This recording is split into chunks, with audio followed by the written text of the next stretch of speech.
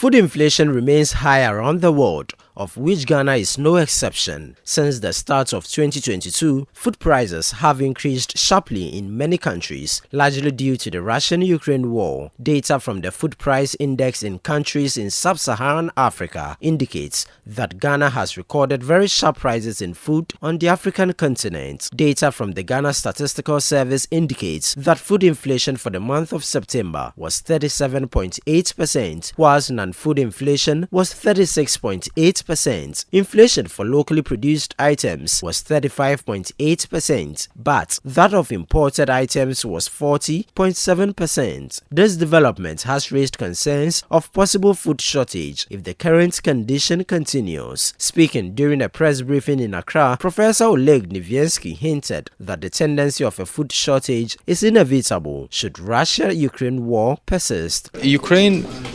Ukraine has always been a reliable partner to its partners in the world.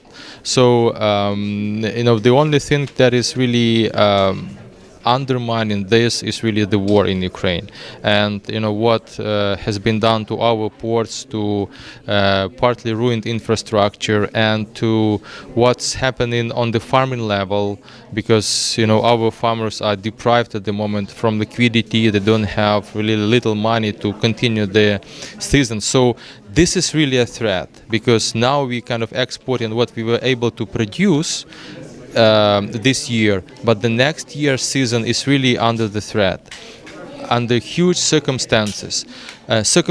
First of all, is because we don't know whether we will be able to export or not, because Putin is constantly threatening that he wants to undermine the grain deal, the grain corridor. So we are not sure what's going to happen tomorrow, the day after. So there's huge insecurity in that respect. Reacting to the comments, the Ghana Chamber of Agribusiness maintains that any food shortage that may be recorded in the country should not be largely attributed to the Russian-Ukraine war.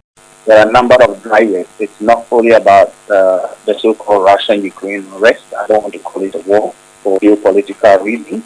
The unrest there, it's a contributory factor, but it is not a major factor. The COVID pandemic, it's a factor, but it's not a major factor. I think the major factors have to do with rises in energy prices. Recent periodic and unregulated rises in energy prices are the major drivers of this inflation across the country. The IMF has just released a report that building a more serious sub-Saharan Africa, which was released, I think, over the weekend, October 2022, which is part of the overall report, Regional Economic Outlook of Sub-Saharan Africa. And in that report, it clearly says that food inflation over the years from 2010 to 2020 has risen as a result of a number of drivers that contribute these pressures. Paramount among them the energy price fluctuation, the recent energy price fluctuation. The second factors they listed as drivers are changing weather conditions.